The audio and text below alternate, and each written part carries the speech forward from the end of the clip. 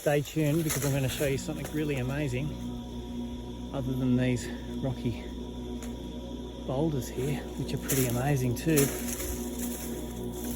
But in order to show you this, I've got to walk up here. And again, like a lot of these jobs, carrying my GPS over my shoulder. Check that cave out. Nice little dry spot.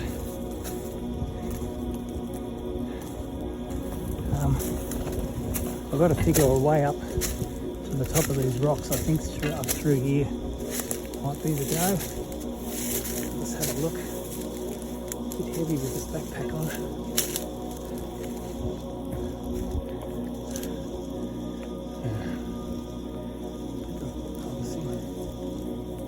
Starting to rain too. See what I can find around here. Looks like a bit of an animal track up here. I was going to go up there. That's not good. I've got to carry my GPS up with me, otherwise I'd leave it at the bottom of the cliff. I need to measure what I'm going to show you. Stay tuned. Oh, another cool cliff cave there. Great place to keep dry. It's starting to rain. And, slippery.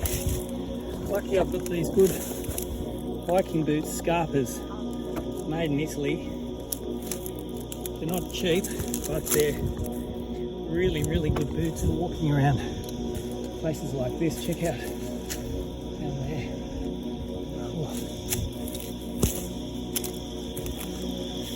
Okay.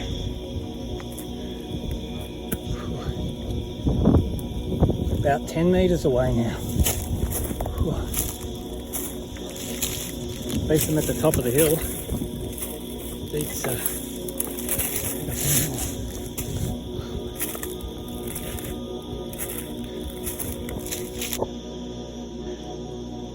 I'm at the top of this cliff.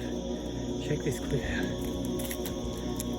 You got to be really careful climbing all this, especially with all this survey gear. Check out those hills. It's quite dark here. It's going to bucket down with rain. But here we go. The moment you've all been waiting for. Found an old broad arrow from the 1800s.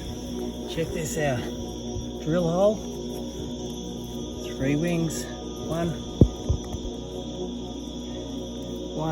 2, 3. Broad arrow. 3 wings. Unfortunately, I don't have my paint with me today, so that might be a good thing. That might keep a lot of people happy because I'm not going to paint this one. But check out the numbers. 1, 7, 6. Broad arrow, portion 1, 7, 6. Portion 1, 2, 7. Holy moly. The thing is, young people today, maybe only a very small handful would have the skills to be able to chisel those numbers in. I mean, back in the day, in the 1800s, these boys, these surveyors, were real master craftspeople here. Broad arrow 176127, roof mark. It's actually a corner of the property that I'm working on, this environmental buffer zone that I've been marking today out here in Lower Portland. Wow. So it just goes to show you the super exciting things that surveyors get to do. It's not just being on a construction site, it's not being on a roadway, it's being out here. And I know a few people who have written to me who've been really inspired by these videos and have then made a career change and have enrolled in university or TAPE to study surveying. It's super, super great. Good on you. Well done. You won't regret it.